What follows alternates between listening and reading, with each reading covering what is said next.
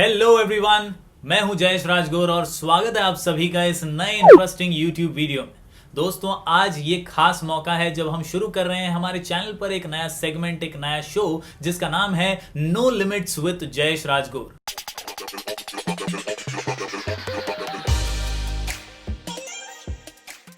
जी हाँ दोस्तों, पढ़ने की कोई लिमिट नहीं होती, सीखने की कोई लिमिट नहीं होती और सीखना ये बहुत जरूरी है। सीखना दूसरों के अनुभवों से एक बहुत मजेदार और एक नई चीज हो जाती है और इसीलिए हम इस शो पर लेकर आएंगे आपके सामने अलग अलग शख्सियत जिनके अनुभवों से हम सीखेंगे और आपको प्रेरणा मिलेगी। जी हाँ दोस्तों, आज no limits with Jayesh Rajgor में हमारे पहले मेहमान एक खास शख्सियत, ये यूट्यूब पर एजुकेशन में क्रांति लेकर आए हैं। स्टूडेंट्स ही नहीं, पेरेंट्स, यहां तक कि टीचर्स भी इनके सब्सक्राइबर हैं और एक भरोसा इन्होंने सभी स्टूडेंट्स के बीच में कायम किया है। दोस्तों, मैं इनके बारे में सिर्फ इतना कहना चाहूंगा कि हार को जीत की दुआ मिल गई, हार को जीत की दुआ मिल गई, तपते मौसम में ठंडी हवा मिल गई और जिसे मिल गया दिनेश सर का चैनल, उसे YouTube पर मैथ्स को हराने की दवा मिल गई। नमस्कार सर, और बहुत बहुत स्वागत है आपका हमारे शो पर no limits with Jayesh Rajgor में। पहले तो मैं सर आपका शुक्रिया अदा करूंगा कि आपने आपका कीमती समय हमें दिया। धन्यवाद सर, आपने मुझे इस लायक समझा कि मैं आपके चैनल पर आऊं और देखते हैं स्टूडेंट्स के जो भी सवाल है, कोशिश करूंगा मैं जवाब देने की स्टूडेंट्स के लिए। सर, दोनों ही चैनल आपके जबरदस्त हैं और सर मैंने अक्सर ये देखा है कि जब भी बच्चे एजुकेशन ओरिएंटेड चीजें देखने के लिए यूट्यूब पर आते हैं तो सीबीएसई बोर्ड के तो कई चैनल मिल जाते हैं, लेकिन महाराष्ट्र बोर्ड में वो चीज नहीं अक्सर अवेलेबल हो पाती थी स्टूडेंट्स के लिए। और मुझे लगता है कि आपके चैनल की वजह से एक प्रेरणा की लहर दौड़ पड़ी और कई टीचर्स अब आगे आए हैं और बहुत सारे यूट्यूब पर एजुकेशन फील्ड में भी बदलाव हो रहे हैं। तो दोस्त सर, सबसे पहले जो मैं आपसे सवाल पूछना चाहूंगा वो यही कि सर ये दो यूट्यूब चैनल जो आप चलाते हैं उसका मैनेजमेंट आप कैसे कर पाते हैं, आपका शेड्यूल कैसा रहता है और किस तरह से ये हो पाया? इसके बारे में बोलना चाहूंगा, जैसे आपने कहा कि बहुत सारे जो टीचर्स हैं यूट्यूब पर आ रहे हैं। अभी सीबीएसई बोर्ड का पहले बहुत होता था, हाँ, स्टेट बोर्ड के लिए कंटेंट अवेलेबल नहीं थे। मैं खुद जब सर्च करता था यूट्यूब पर तो मुझे भी बहुत सारे कंटेंट नहीं मिलते थे। अगर स्टूडेंट्स को हमें कुछ शो करना है as a audio visual presentation या कोई वीडियो हो गया रिलेटेड, तो जिससे बहुत तकलीफ होती थी पहले। तो इसी वजह से मैंने सोचा कि जो कंटेंट अवेलेबल नहीं है उसको क्यों ना क्रिएट किया जाए। पहले जब लॉकडाउन वगैरह की पहले की बात करेंगे तो सभी लोग जो ट्रेडिशनल टीचिंग मेथड है उसी को फॉलो करते हैं, उसी को स्टिक करते थे। एंड कोई अपने कंफर्ट जोन से बाहर आना मतलब एक बड़ी बात थी किसी एक टीचर के लिए। लेकिन मेरा पहले से एक एम था कि सिर्फ लिमिटेड स्टूडेंट्स को पढ़ाना ही नहीं चाहिए, हमें जितना हमसे हो सके उतने ज्यादा स्टूडेंट्स तक पहुंचना चाहिए ताकि ज्यादा से ज्यादा बच्चों को हमारी टीचिंग का फायदा मिल सके अगर डेडिकेशन के साथ हम टीचिंग कर रहे हैं तो। सो मेरा हमेशा से मकसद यही था कई सालों से। लेकिन क्या होता है कि एक टाइम ऐसे आता है कि आपको खुद को फील होता है कि पैसा ही सब कुछ नहीं है। अपने लाइफ, हमारे जीवन का मकसद क्या है आगे चल के, कि जैसे दिया जो होता है वो खुद तो जलता है लेकिन दूसरों को प्रकाश देता है, रोशनी देता है। उसी तरह से कहीं ना कहीं हमारा भी जो जीवन है उसका कुछ उद्देश्य होना चाहिए। हम अपनी फैमिली के लिए तो कर रहे हैं, लेकिन हमारे जो पूरा राज्य बोल सकते हैं, पूरा देश बोल सकते हैं, उसके लिए हमने क्या दिया, हमारा कंट्रीब्यूशन क्या है, वो मेरे मन में कहीं ना कहीं आया। और मैंने देखा कि हमारे महाराष्ट्र राज्य के बच्चों के लिए बहुत सारे जो कंटेंट हो सकते थे अवेलेबल नहीं है, और जो अवेलेबल है वो भी पेड थे, यानी कि उसके लिए पैसे लगते थे। इसलिए ज्यादा से ज्यादा बच्चे ऑनलाइन प्लेटफॉर्म पर जो नहीं जा पाते थे। ओके, तो अब हमने शुरुआत की। मेरा मकसद ये नहीं था कि इतने बड़े लेवल पर हम आ जाएंगे या इतने ज्यादा बच्चे हमसे जुड़ पाएंगे, बस ये था कि शुरुआत करना। मुझे यही था कि बस शुरुआत करना है, धीरे धीरे हम शुरू करेंगे, लोगों तक पहुंचेंगे। हम जो नॉलेज मेरे पास है, जो इतने सालों में मैंने डिग्रीज ली या जो मैंने एक्सपीरियंस लिया है बच्चों को पढ़ाते पढ़ाते, उस चीज का जो है बच्चों को फायदा मिले। क्योंकि बच्चे जो है आज क्या है कि छोटी से छोटी चीजों के लिए भी परेशान हो जाते हैं। अगर उन्हें कोई भी एक इंफॉर्मेशन चाहिए या वो इजीली किसी टीचर को अप्रोच नहीं कर पाते, या अगर अप्रोच करते भी होते, बहुत से टीचर्स भी अपडेटेड नहीं होते अगर, तो वो नहीं बता पाते। या तो स्टूडेंट्स कई बार वो लोग या तो स्टूडेंट्स ही हिचकिचाते हैं कि मैं कैसे सर से पूछूं। तो ये सारी बातें होती है। तो मैंने कोशिश की और मैंने कभी सोचा नहीं था कि मेरी इस जर्नी में या मेरे इस प्रयास में इतने ज्यादा बच्चे जो है जुड़ेंगे। बिल्कुल बिल्कुल सर, जो आपने अभी बात कही बहुत जबरदस्त थी, वो दिए वाली जो बात, और मैं समझता हूँ यूट्यूब पर जो आप रोशनी फैला रहे हैं एजुकेशन की, ऐसा डेडिकेशन कोई अब तक नहीं जुटा पाया है। और एक और सर सवाल यहाँ पर आपके ही जवाब से निकल कर आता है सर, जो डिग्रीज की आपने बात की, तो मैं जानना चाहूंगा, और मैं समझता हूँ बहुत सारे सब्सक्राइबर्स व्यूअर्स भी ये जानना चाहते होंगे, जब भी आपका वीडियो देखते हैं वो इतनी सारी डिग्रियां आती हैं, तो अक्सर एक दिमाग में ख्याल आता है कि आप जब स्टूडेंट थे या कॉलेज में थे तो किस प्रकार के स्टूडेंट थे, क्योंकि अक्सर हम देखते हैं चंचल मन होता है, स्टूडेंट्स भी अपने हिसाब से जो है कई बार बहक जाते हैं। तो आपकी जर्नी एज अ स्टूडेंट कैसे रही और आपने कब सोचा कि मुझे टीचिंग में आना चाहिए? स्कूल लाइफ की बात करेंगे तो बचपन से कभी कुछ सोचा ही नहीं था। ओके, नॉर्मल लाइफ होती है जैसे हर एक स्टूडेंट होता है उस तरह से, लेकिन जैसे धीरे धीरे बड़े होते गए थोड़ा सा ऐसे लगने लगा कि पेरेंट्स हमारे काफी मेहनत करते थे, तो उनको देख के लगता था नहीं हम आगे क्या करेंगे। तो धीरे धीरे एक सोच थी, लेकिन कभी उस चीज को सीरियसली लिया नहीं। लेकिन कुछ ऐसी घटनाएं घटी 9th और 10th के ईयर में, जिसकी वजह से मेरी लाइफ ही चेंज हो गई पूरी। और कभी मैंने पढ़ाई को भी लाइटली लिया था, कभी सीरियसली लिया नहीं, कभी सोचा नहीं था कि मैं क्या करूंगा। लेकिन जैसे होता है ना कि कभी कुछ आपके साथ घटनाएं घटती है जिससे आपकी जिंदगी में मोड़ आ जाता है, या कुछ आपके मन में जो है इस तरह से एक कोई बातें जो है बैठ जाती है कि मुझे यही करना है। तो ऐसी बहुत सारी चीजें हुई है स्कूल लाइफ में। किसी एक ऐसी घटना पर आप रोशनी डालेंगे जिससे हमारे छात्र जो हैं वो इंस्पायर हो सकें, और क्योंकि हमारा शो ही इस बारे में सर कि दूसरों के अनुभवों से हम सीखें, तो आपका कोई ऐसा अनुभव जो आपकी लाइफ का एक टर्निंग पॉइंट रहा और जिससे सब सीख सकें?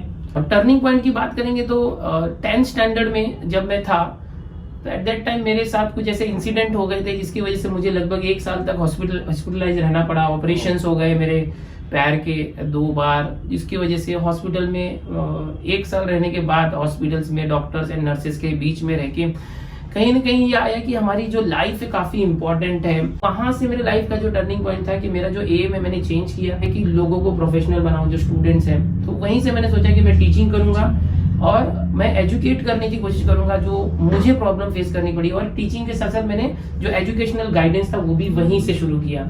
बहुत खूब सर, मैं इससे बस एक ही चीज समझ पाया हूँ कि रास्ते भी जिद्दी हैं, मंजिलें भी जिद्दी हैं, कल क्या होगा किसे पता, बस अपने हौसले भी जिद्दी हैं। तो आपको बस जिद से अपने मकसद के पीछे लगे रहना है। सर, इससे एक सवाल जुड़ा हुआ मैं पूछना चाहूंगा कि सक्सेस कितना ज्यादा मायने रखता है, और आजकल के बच्चे जो हैं वो सक्सेस के पीछे भागते हैं, कहीं ना कहीं पेरेंट्स का प्रेशर भी होता है। तो सक्सेस क्या वाकई में इतना मायने रखता है? What exactly a student must do, whether he should run after success, और what exactly should be the approach towards life?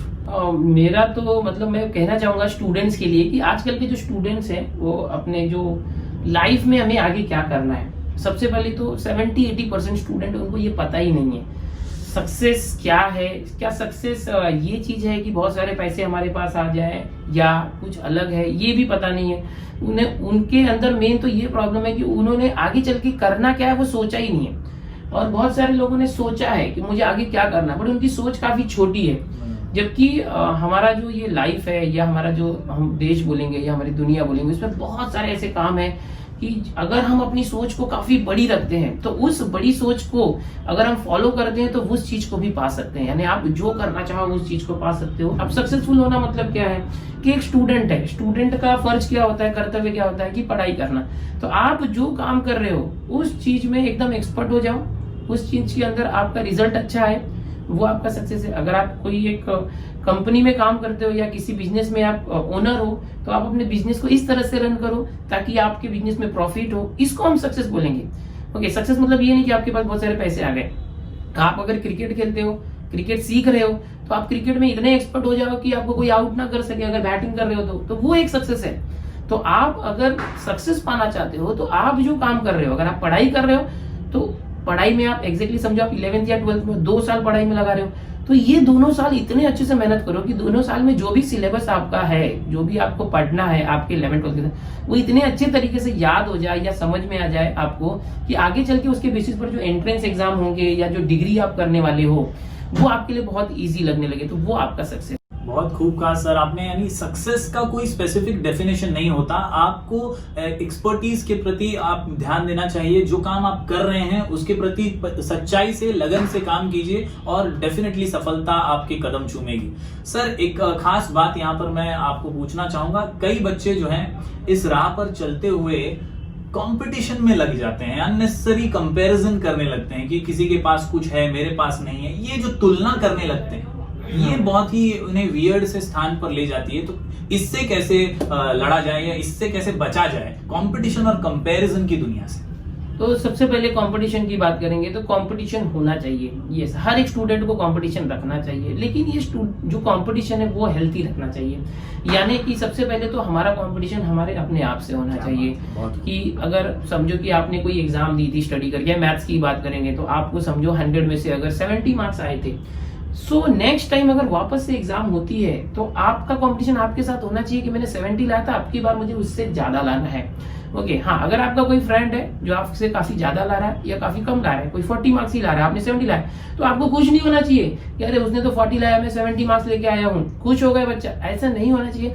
आप अपने आप में प्रोग्रेस करते रहो। ओके, कंपटीशन हो आपका, आपके दोस्तों से कंपटीशन हो, नॉलेज में कंपटीशन हो। ओके, आपने अगर अभी 70 मार्क्स लाया है तो नेक्स्ट टाइम आप 80 लाओ, 85 लाओ। इतना करो कि आप 100% सक्सेसफुल हो जाओ। आप जो भी चीजें सीख रहे हो, जिस चीज में भी आप कंपटीशन देख रहे हो, उस चीज में आप अपने आप से ही ज्यादा एक्सपर्ट हो जाओ। और दूसरी बात, कंपैरिजन करना मुझे लगता है कि कहीं ना कहीं ठीक नहीं होता है। हाँ, कंपैरिजन अगर आप एक रेफरेंस के तौर पर कर रहे हो तो वो ठीक है कि हाँ चलो वो जो स्टूडेंट है या अपना फ्रेंड है वो इस लेवल पर है, मैं उससे थोड़ा सा लेवल ज्यादा हूँ या मेरा लेवल थोड़ा कम है। तो अगर आप इसको इस तरह से लेते हो कि नहीं मैं इस लेवल पर हूँ, मुझे इस लेवल से और ऊपर उठना है, अगर वो आपका फ्रेंड काफी नीचे लेवल पर है तो आपको कंपैरिजन करते हुए सिर्फ अपने आप को नहीं उठाना है, उसको भी कोशिश करो कि आप उसको भी उठाओ। जिससे क्या होगा कि अगर हम किसी की मदद करते हैं तो क्या होता है कि ऑटोमेटिक हमारी भी मदद होती है। जैसे कि अगर आप अपने किसी फ्रेंड को साथ में लेके चलते हो तो क्या होता है कि नॉलेज जो होता है ना वो बांटने से और बढ़ता है। तो इन चीजों को ध्यान में रखना चाहिए। तो कंपैरिजन करो, वो भी हेल्थी करो, किसी को पीछे छोड़ के नहीं चलना, हमें सबको साथ में लेके चलना है, क्योंकि अगर हमारा साथी आगे बढ़ेगा तो हम भी आगे बढ़ेंगे। बहुत खूब कहा सर। मैं समझता हूँ ये सबसे बड़ी सीख रहेगी कि कंपटीशन और comparison are the two evils. इन्हें आप दिमाग से निकालिए और कुछ इस प्रकार इसे समझिए कि कंपटीशन करना है तो खुद से करना है, कंपैरिजन करना है तो खुद के परफॉर्मेंसेस से करना है, ताकि आप लगातार निरंतर आगे बढ़ते रहें। तो सर जैसा कि हम देख रहे हैं कोरोना काल में माहौल काफी बदल गया है।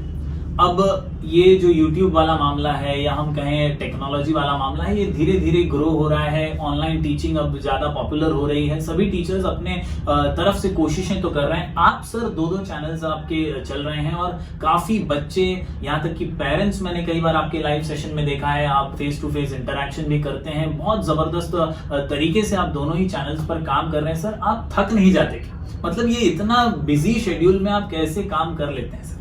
कभी सोचा नहीं था कि ऐसा भी दिन आएगा कि मुझे ऐसे 2 चैनल्स पर बच्चों का इतना प्यार मिलेगा। मैंने तो जैसे कि मैंने आपको बताया गाइडेंस के हिसाब से चैनल शुरू किया था दिनेश सर नाम से। एंड बच्चों को जो छोटी से छोटी बातें मालूम होना चाहिए वो सारी चीजें मैं उनको प्रोवाइड करता था। एडमिशंस प्रोसेस से लेके एग्जामिनेशन से लेके, और साथ ही टीचिंग करना भी मैंने चालू किया था। लेकिन क्या होता है कि जब आप कंटेंट देते जाते हो तो किसी एक ही चैनल पर वैरायटी ऑफ कंटेंट देना एक काफी अपने आप में डिफिकल्ट टास्क हो जाता है। तो बहुत सारे बच्चे ऐसे थे जिनको सिर्फ गाइडेंस चाहिए था, क्योंकि वो टीचिंग के मामले में बोले तो किसी ने कोचिंग क्लासेस ज्वाइन की हुई थी या कॉलेजेस में अच्छा पढ़ाते हैं, स्कूल में अच्छा पढ़ाते हैं, तो वो ऑनलाइन उनको टीचिंग अच्छा नहीं लगता था। उनको गाइडेंस के लिए ही कोई प्रॉपर डायरेक्शन नहीं था, इसलिए वो यूट्यूब पर आते थे।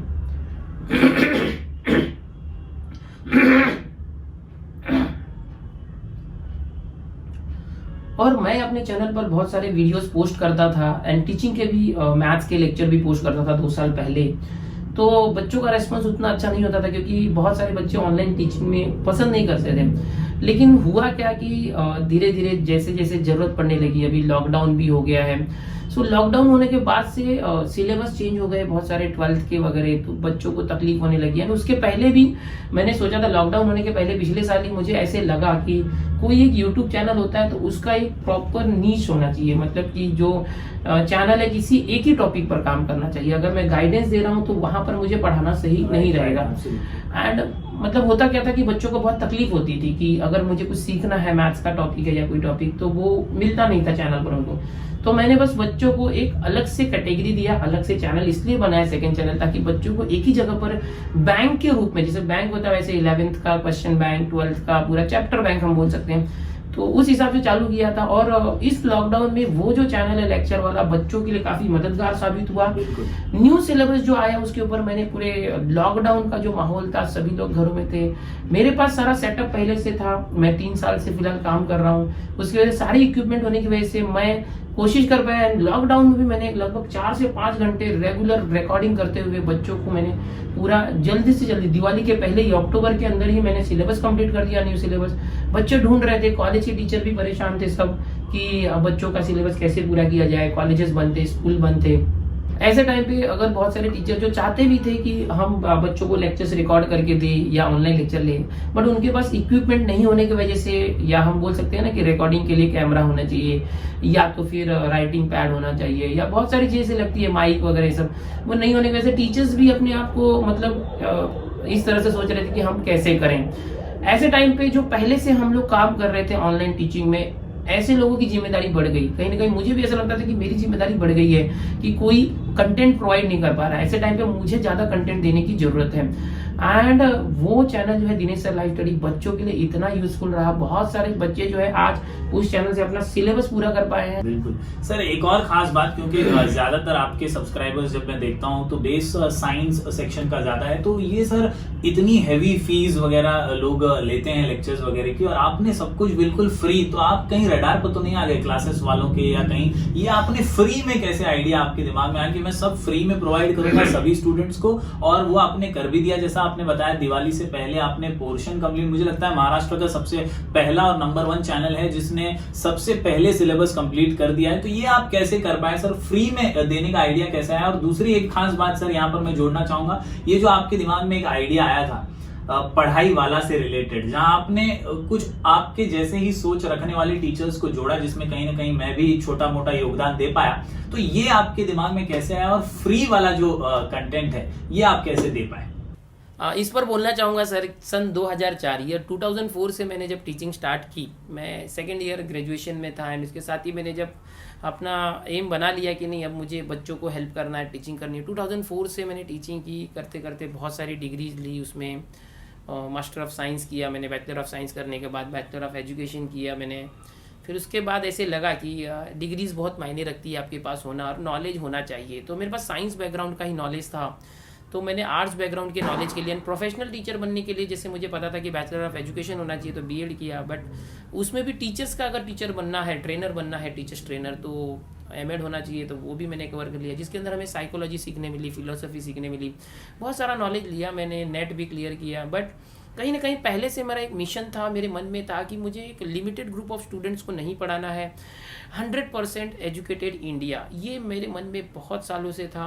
और मैं हमेशा सोचता था कि हमारा जो इंडिया है उसमें कोई बच्चा जो है एजुकेशन से वंचित ना रहे, सभी लोगों तक एजुकेशन पहुँचे, सभी एजुकेटेड बने। बट मैं अकेला क्या कर सकता हूँ, पूरी गवर्नमेंट इसके पीछे लगी हुई है। तो मैंने ये सोचा था कि हम अपने लेवल पर, मैं अपने लेवल पर जितना भी योगदान दे सकूं उतना मुझे करना है। मेरे मन में हमेशा यही था। जैसे कि मैंने एक स्टोरी सुनी थी कि जंगल में आग लगी, सभी जानवर भागने लगे, और जो एक चिड़िया थी, नन्ही सी चिड़िया, वो जाकर तालाब से अपनी चोंच से जितना हो सके उतना पानी जो है लेकर आकर आग के ऊपर से डाल रही थी। बाकी के कुछ जानवर हंसने लगे कि इतने बूंद पानी से क्या होगा, आग तो बहुत बड़ी है, जंगल की आग नहीं बुझेगी। उसने एक ही जवाब दिया कि मैं मेरे लेवल पर जितना हो सके कोशिश कर रही हूँ। ओके, अगर सभी लोग कोशिश करने लगे तो ये आग जरूर बुझ सकती है। सो बस वही एक इंस्पिरेशन है कि मैं अपने लेवल पर कोशिश मैंने की।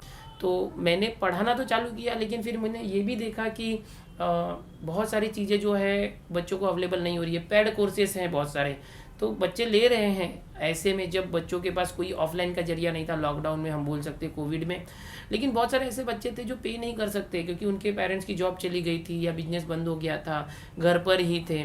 तो ऐसे बच्चों के लिए मैं तो ऑलरेडी 3 साल से काम कर रहा था, ज़रूरतमंदों के लिए ऐसे बच्चे भी मुझसे जुड़े, और उन्होंने मुझसे जुड़ने के बाद देखा कि काफ़ी अच्छे से उनको मैथ्स ईजी लगने लगा। बहुत सारे मुझे रिप्लाई आते हैं, कमेंट्स आते हैं कि मैथ्स काफ़ी आसान हो गया उनके लिए। लेकिन कहीं ना कहीं बहुत सारे बच्चों की ऐसे कमेंट्स भी आते थे कि सर मैथ्स तो आप पढ़ा रहे हो, बाकी सब्जेक्ट का क्या। तो मैंने देखा कि जैसे मैं मैथ्स पढ़ा रहा हूँ, हमारे महाराष्ट्र के बच्चों के लिए बहुत सारे ऐसे टीचर हैं जो अपने लेवल पर अलग अलग सब्जेक्ट पढ़ा रहे हैं, तो और बच्चों तक वो चीज़ें नहीं पहुंच पा रही हैं, ओके, पूरे महाराष्ट्र के अलग अलग जिले से। तो मैंने कोशिश की क्यों ना सारे टीचर्स को एक प्लेटफॉर्म पर लाकर जोड़ दिया जाए। तो इसलिए सारे टीचर से जैसे मैं बातें करता था अलग अलग, जैसे एक ही प्लेटफॉर्म पर हम पढ़ा रहे हैं, हमसे कांटेक्ट होता था, तो हमने फिर पढ़ाई वाला जो चैनल है उसको बनाया, एंड सारे टीचर जो पढ़ा रहे हैं अपने अपने चैनल पर, उनको हमने एक ही चैनल पर कनेक्ट कर दिया कि कोई अगर बच्चा साइंस पढ़ने आ रहा है, मैथ्स देख रहा है मेरा, तो उसको फिजिक्स पढ़ना है, केमिस्ट्री बायो, तो वो भी वहाँ उसको अवेलेबल कर दिया। अगर कोई बच्चा कॉमर्स का है, अकाउंट्स पढ़ रहा है, तो उसको इकोनॉमिक्स भी चाहिए, तो वहाँ पर अलग अलग जो टीचर से मिल रहे हैं, तो एक ही प्लेटफॉर्म पर उसको सब कुछ मिल जाएगा, और वो भी पूरा फ्री हमने कर दिया, जिससे अगर कोई बच्चा कैपेबल नहीं है, फीस नहीं दे सकता कहीं पर, तो कोई प्रॉब्लम नहीं, आप घर बैठो मोबाइल के अंदर यूट्यूब चैनल हमारा है, सारे टीचर्स का है, या पढ़ाई वाला चैनल, वहाँ चले जाओ, सब कुछ आपको फ्री में मिलेगा। तो कहीं ना कहीं सर बच्चों के लिए बहुत ही वरदान साबित हुआ ये चीज़ का। बोलना चाहूँगा मेनली उन बच्चों के लिए जिनके लिए कोई रिसोर्स अवेलेबल नहीं था और जो पे नहीं कर सकते थे पेड प्लेटफॉर्म पर, ऐसे बच्चों के लिए। तो जैसा कि सर आपने बताया अभी पढ़ाई वाला के बारे में, मैं समझता हूँ सभी स्टूडेंट्स के लिए एक बहुत ज़बरदस्त चीज़ है। फ्री में बहुत सारा कंटेंट और क्वालिटी कंटेंट आपको मिल रहा है, तो ज़रूर इस चैनल को ज़रूर सब्सक्राइब कीजिएगा। हम डिस्क्रिप्शन में भी इसकी लिंक दे देंगे। सर एक और बात यहाँ पर मेरे जहन में आ रही है कि स्टूडेंट्स अक्सर, उनके सामने थाली तो सजी हुई है मगर वो खा नहीं पाते ठीक से, बहुत कुछ उनके सामने है लेकिन वो कर नहीं पाते, प्लानिंग की कमी रह जाती है, और कई बार थकान, बोरियत की वजह से भी, वो लैक ऑफ प्लानिंग की वजह से डिजायर्ड रिजल्ट्स हासिल नहीं कर पाते। तो आप भी सर इतना काम कर रहे हैं, 2 चैनल्स आपके हैं, इसके अलावा पढ़ाई वाला है, आप लाइव लेक्चर्स वगैरह गाइडेंस भी देते हैं, तो आप कैसे मैनेज कर पाते हैं और आप क्या संदेश देना चाहेंगे स्टूडेंट्स को कि प्लानिंग की अहमियत कितनी है, किस प्रकार से किया जाए? अब जैसे मैं अपना एग्जांपल देना चाहूँगा कि नॉर्मली ऑफलाइन क्लासरूम्स में पढ़ाना, ओके, स्कूल्स एंड कॉलेजेस में, ये तो हम करते ही थे, फिलहाल 16 सालों से मैं कर रहा हूँ, ओके। लेकिन जैसे कैमरे के सामने आकर पढ़ाना एक अपने आप में बहुत डिफिकल्ट टास्क होता है सर। बहुत सारे टीचर्स भी कोशिश करते हैं, हमने भी शुरुआत में कोशिश की थी, कैमरे के सामने बोलना ये बहुत डिफिकल्ट होता है, क्योंकि क्लासरूम्स में क्या होता है, हमारे सामने बच्चे बैठे होते हैं, कैमरे के सामने हम बोलते हैं तो हम खुद अकेले होते हैं और कैमरा होता है। एट दैट टाइम अपना एक्सप्रेशन मेंटेन करना, कोई ना होते हुए भी ऐसे बिहेव करना कि जैसे बच्चे हमारे सामने बैठे हैं, इंटरैक्टिव बनाए रखना, और अपनी टीचिंग या आपका जो भी लेक्चर है उसको इस तरह का बना के रखना ताकि जो बच्चे हैं वो हमेशा उस कनेक्टेड रहें पूरे लेक्चर में, बोरियत ना महसूस हो उनको। चीज़ें जो है उनको बेसिक से कॉम्प्लेक्स तक बताना, ताकि अगर कोई बच्चा है उसको कंसेप्ट नहीं पता है तो भी वो चीज़ें उसको समझ में आ जाए, उसका बेस अगर नहीं पता है तो। ये सारी चीज़ों का ध्यान रखकर पढ़ाना पड़ता है, और मैंने यही सारी चीज़ें कोशिश की, मैं ये सब चीज़ें करते गया। करते करते क्या हुआ कि मैं पहले थोड़ा थोड़ा करता था, दिन में एक लेक्चर ऑनलाइन देना या एक वीडियो देना। धीरे धीरे आप स्टूडेंट्स का रिस्पॉन्स अच्छे मिलने लगे। जब आप कोई चीज़ करते हो और रिस्पॉन्स अच्छा मिलता है तो आपका इंटरेस्ट उस चीज़ में बढ़ता है, और वो चीज़ें आपके लिए खुद इंस्पिरेशन हो जाती है। धीरे धीरे मैंने उस चीज़ को बढ़ाया, उसके लिए सेटअप तैयार किया, इक्विपमेंट लेते गया, और जैसे बोल सकते हैं ना, आप जैसे बोल रहे कि आप इतना कैसे कर लेते हो, तो यस, ये स्टूडेंट्स की वजह से ही इंस्पिरेशन आया। मैं काम करते गया, सामने से रिस्पॉन्स मिलते गया, ज़्यादा से ज़्यादा बच्चे जुड़ते गए, ज़्यादा बच्चों को फ़ायदा मिलने लगा। जब ज़्यादा बच्चों को फ़ायदा मिलने लगा तो मुझे कहीं ना कहीं जिम्मेदारी का एहसास हुआ कि मुझे और करना चाहिए, और करना चाहिए। और आज मैं 2 चैनल्स हैं, एक चैनल पर पूरी तरह से गाइडेंस मैक्सिमम देने की कोशिश करता हूँ, दूसरे चैनल पर ज़्यादा से ज़्यादा साइंस ही नहीं, कॉमर्स के भी लेक्चर अपलोड कर रहा हूँ, स्कूल सेक्शन के भी कर रहा हूँ। क्यों? क्योंकि स्टूडेंट्स की तरफ से रिस्पॉन्स अच्छा है। तो यही चीज़ है जो हमारे स्टूडेंट्स से अपने लाइफ में भी अपना सकते हैं। प्लानिंग बहुत इंपॉर्टेंट होता है सर, प्लानिंग नहीं होगी तो आपको पता ही नहीं कि मुझे जाना कहाँ है। सही बात है। सो मैं जब पढ़ता था, एग्जाम्पल देना चाहूँगा कि जब मैं साइंस स्टूडेंट था तो मैं रात में ही सोने के पहले प्लानिंग कर लेता था कि मेरा कल का दिन किस तरह से बीतना चाहिए, मुझे कितने बजे उठना है, मुझे उठने के बाद मैथ्स कितने बजे करना है, फिजिक्स कब करना है। यानी मैं पूरा अपना जो शेड्यूल बना लेता था, खाने पीने से नहाने तक का, कॉलेज जाने तक का, ओके, कि कितने बजे से कितने बजे मेरा कॉलेज में बीतेगा, फिर मेरे पास कितना फ्री टाइम है, उस फ्री टाइम को मैं यूटिलाइज करता था एंड पेपर पर लिख के लेता था कि मुझे इतने बजे तक मैथ्स पढ़ना है, फिजिक्स पढ़ना है, केमिस्ट्री पढ़ना है, बायो पढ़ना है। और इस तरह से मैं करता था ताकि मेरा सिलेबस एग्जाम के पहले कवर हो सके, रिवीजन हो सके, एंड एग्जाम में काफ़ी अच्छे मार्क्स में लेके आता था। तो ये मेरी प्लानिंग स्ट्रेटेजी थी। इसी तरह से स्टूडेंट्स अगर आप करते हो, मतलब हमें खुद एनालाइज करना चाहिए, अगर आप करते हो तो आप भी कर सकते हो, बट क्या है कि वो सोच होनी चाहिए कि मुझे करना है। मेरा ये मानना है कि हमारा जो, जैसे मैं मुंबई में रहता हूँ, मुंबई में, महाराष्ट्र है, इंडिया है, पूरे देश में देखेंगे तो बहुत सारे लोग ऐसे हैं जो महीने के 10,000 रुपये कमाते हैं, और बहुत सारे लोग ऐसे भी हैं जो महीने के 50,000 भी कमाते हैं। बहुत सारे लोग तो 2-3 लाख रुपए महीने कमाते हैं। और यही बात करें तो हमारे मुंबई की बात करेंगे तो बहुत से लोग ऐसे महीने के करोड़ों रुपए कमाते हैं। तो जिसकी जैसी सोच रहे, जिसका जैसा मेहनत रहे, वो उस लेवल तक जा सकता है। अगर आप सोचोगे कि मुझे बड़े होके एक कंपनी में जॉब करना है, 20,000 रुपया मिलना चाहिए, तो आप अगर उसके लिए मेहनत करोगे तो हो जाएगा, आप पा लोगे 20,000।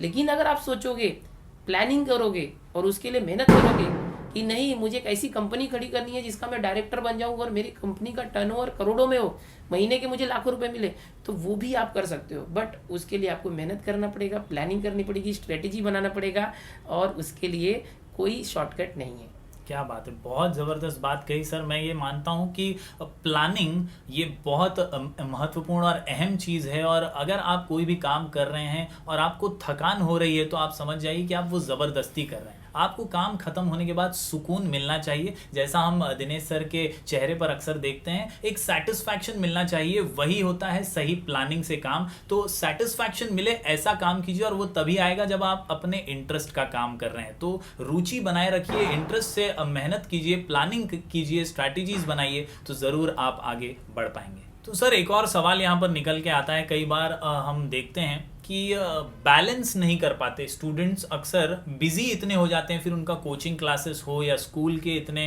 घंटों की जो पढ़ाई होती है, तो कई बार लाइफ में बैलेंस नहीं आता। आप किस प्रकार सर बैलेंस करते हैं अपने चैनल को, अपने एक हिसाब से हम कहें ऑक्यूपेशन को और फैमिली लाइफ को, क्योंकि फैमिली लाइफ बहुत मैटर करती है। तो वो बैलेंस, वो समीकरण आप कैसे बनाते हैं, ये भी मैं चाहूँगा कि आप सब्सक्राइबर्स को, व्यूअर्स को बताएं।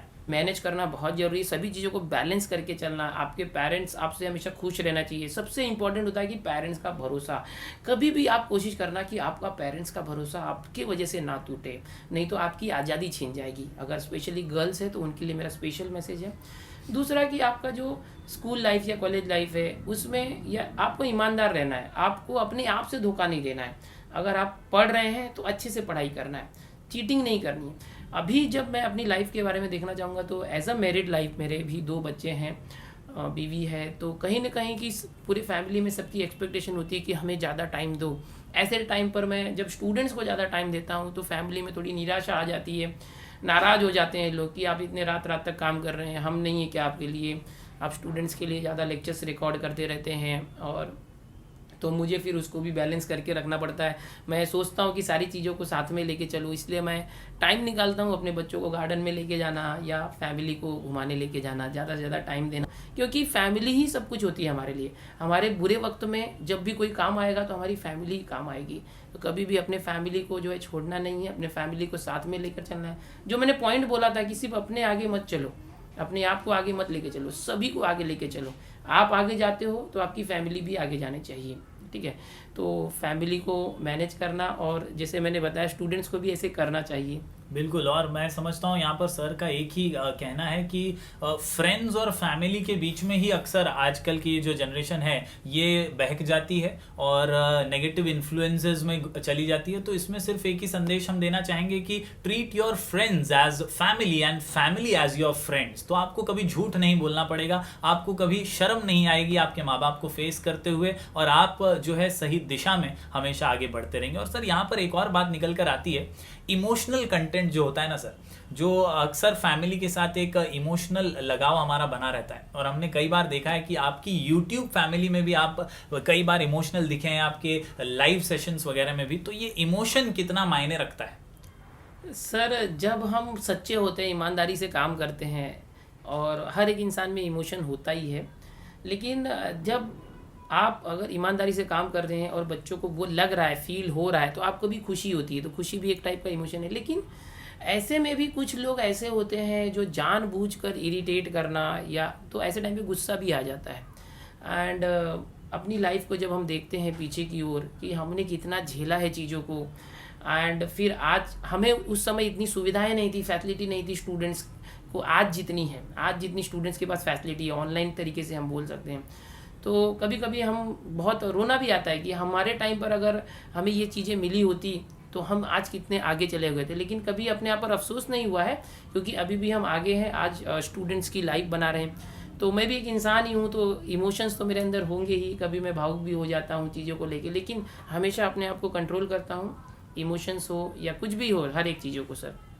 बिल्कुल, बहुत खूब कहा सर आपने। इमोशन को बनाए रखिए और सच्चे दिल से, नेक दिल से, मेहनत और लगन से काम करते रहिए, आप ज़रूर सफलता हासिल करेंगे। सर, अंत में मैं सिर्फ आपसे ये जानना चाहूँगा कि आज जो ये कोरोना काल के बाद दुनिया ड्रास्टिकली बदली है, टीचिंग जो फील्ड है ये ड्रास्टिकली बदली है, तो आप एक शॉर्ट संदेश या एक ब्रीफ संदेश जो आपके दिल से आप देना चाहें उन सभी क्रिएटर्स के लिए जो अब यूट्यूब पर आ रहे हैं या ऑनलाइन टीचिंग की फील्ड में आ रहे हैं, टेक्नोलॉजी से अब नए नए जुड़ने लगे हैं, तो उन्हें क्या आप संदेश देना चाहेंगे और किस तरह से उन्हें काम करना चाहिए?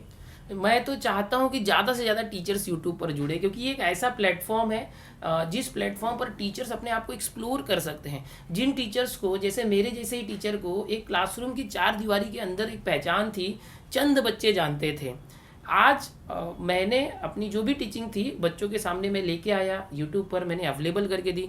तो आज मुझे थोड़ा सा प्राउड फील होता है कि यस, ज़्यादा से ज़्यादा महाराष्ट्र के स्टूडेंट्स को मैं हेल्प कर पा रहा हूँ, बच्चे मुझसे सीख रहे हैं, बच्चों की तरफ से जब रिस्पॉन्स आता है तो एक तरह से पहचान भी मिल गई मुझे पूरे महाराष्ट्र में कि हाँ, दिनेश सर नाम के कोई टीचर हैं जिनसे हम सीख रहे हैं। बहुत से टीचर भी पहचानते हैं। तो जो अभी टीचर्स आ रहे हैं यूट्यूब पर, तो हम चाहते हैं, जैसे मैं सिर्फ मैथ्स पढ़ाता हूँ, लेकिन बहुत सारे ऐसे सब्जेक्ट्स हैं जिसके लिए प्रॉपर या एकदम अच्छे टीचर्स जो है अवेलेबल नहीं है। अब अच्छे टीचर्स का मतलब क्या होता है?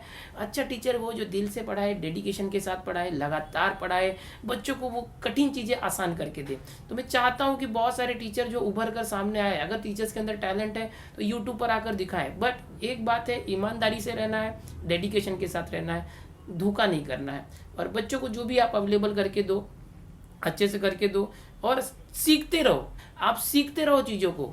अब यहाँ पर बहुत सारे लोग ऐसे सोचते हैं कि इसमें रिकॉर्डिंग होती है, एडिटिंग होती है, शूटिंग होती है, बहुत सारे काम होते हैं इसमें। सिर्फ लेक्चर दे दिया जैसे क्लासरूम में देते, उतना ही नहीं होता। लेक्चर देने के बाद भी हमें बहुत मेहनत करनी पड़ती है। तो वो चीज़ें भी सीखने के लिए तत्पर रहना चाहिए टीचर को। किसी दूसरे पर डिपेंड ना रह के खुद ही सीखो, खुद ही से शुरुआत करो।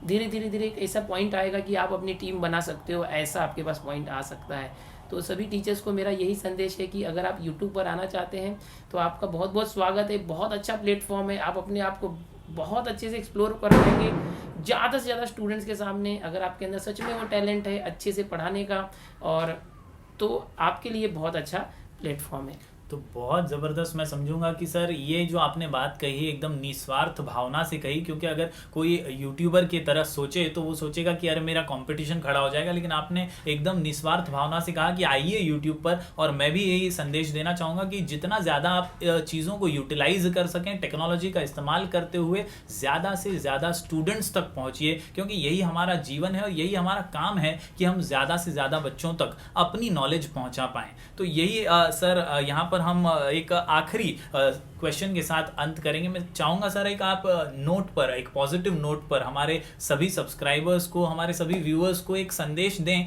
जो इस पूरे वीडियो को समाप्त करें और एक शानदार मैसेज के साथ हम इसका अंत करें सर।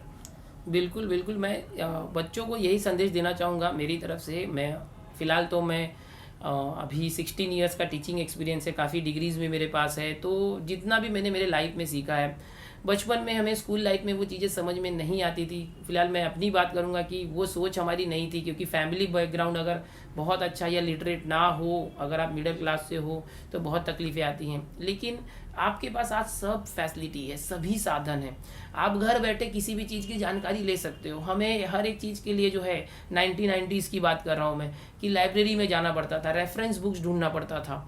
ओके, हर एक चीज़ के लिए हमें एक्सपर्ट टीचर से बात करनी पड़ती थी, फ़ोन भी नहीं होता था, हमें जाना पड़ता था फिजिकल रूप से। आज आपके हाथों में सब कुछ है, आपके हाथ में मोबाइल है, सारी दुनिया ऑनलाइन हो चुकी है। इस ऑनलाइन ज़माने में आप जो चाहें वो सीख सकते हैं। आपको तो टीचर्स की भी ज़रूरत नहीं है, अगर आप सेल्फ स्टडी भी करना चाहें तो उसके लिए आपको डेडिकेशन रखना चाहिए और अपनी सोच को मजबूत करना चाहिए कि मुझे करना है। प्लानिंग के साथ काम करना चाहिए, आपको प्लान कर लेना चाहिए कि मुझे आने वाले 4-5 साल में कौन से पोजीशन पर होना है, और उस पोजीशन पर जाने के लिए इस साल में मुझे क्या करना पड़ेगा। इस साल में मुझे अगर इस पोजीशन पर जाना है तो इस महीने में मुझे क्या प्लानिंग करनी पड़ेगी, और इसके लिए मुझे कल के दिन क्या करना पड़ेगा और अब क्या करना पड़ेगा। ये जो प्लानिंग स्ट्रेटेजी है वो अपने अंदर लानी पड़ेगी। ओके, अगर आपको ऐसे लगता है कि मुझे ज़्यादा पढ़ना नहीं है तो भी कोई प्रॉब्लम नहीं है, आप टेक्निकल स्किल्स अंदर ले लो अपने अंदर, लेकिन सीखना बहुत जरूरी है। आपके हाथों में जो मोबाइल है उसके अंदर सारी ऑनलाइन फैसिलिटीज, गूगल है, यूट्यूब है, जो भी आपको चाहिए उसमें टाइप करते हैं या बोलते हैं वॉइस के थ्रू, तो तुरंत उसका सोल्यूशन आ जाता है। ओके, मैं यही बोलना चाहता हूँ कि आप जो है चीज़ों को सीखो। अगर आप पढ़ाई नहीं करना चाहते तो कोई प्रॉब्लम नहीं, आप कम उम्र में अपना स्टार्टअप भी कर सकते हो, बिजनेस भी कर सकते हो, कहीं जॉब भी कर सकते हो, लेकिन कुछ यूनिक काम करो। ऐसा काम करो कि उस काम के लिए जो लोग ज़्यादा अवेलेबल ना हो, ऐसा काम करो कि कंपनीज को आपकी ज़रूरत हो, मार्केट को आपकी जरूरत हो। अपनी जरूरत पैदा करो कि हाँ मेरी जरूरत है आपको, आप मुझे जॉब पर क्यों रखोगे, क्योंकि आपको मेरी जरूरत है। आप खुद अपने आप को ऐसा मत बनाओ कि मुझे जॉब की जरूरत है। बहुत से लोग ऐसे जाते हैं कि मुझे जॉब दे दो, वो आपको जॉब क्यों देंगे। आप जरूरत पैदा करो कि उस कंपनी को आपकी जरूरत होनी चाहिए, या तो आप जहाँ रहते हैं वहाँ के लोगों को आपकी जरूरत होगी, तो आप जो है अपने आप सफल हो जाएंगे। आपकी खुद की कमाई खुद होने लगेगी। ओके, अपने आप को इस तरह से बनाओ, ढालो। खूब, बहुत खूब सर। आपने कहा कि basically try to add value in someone's life. अगर आप वैल्यू ऐड करना सीख जाएंगे तो आपके लिए कोई भी रास्ता जो है कठिन नहीं रहेगा, और कठिन से कठिन रास्ते को भी आप आसानी से पार कर लेंगे। तो दोस्तों यहाँ पर I think it's time to say goodbye. एक बहुत ज़बरदस्त सेशन था सर। मैं उम्मीद करता हूँ आपको भी आनंद आया होगा, और हमारे सब्सक्राइबर्स को तो डेफिनेटली बहुत खुशी हुई होगी। आपकी इस जर्नी से डेफिनेटली वो बहुत कुछ सीख पाए होंगे। Now it's time to say goodbye. पर याद रखिए दोस्तों, goodbyes are not forever. जी हाँ दोस्तों, goodbyes are not forever, they are not the end. It simply means we miss you until we meet again.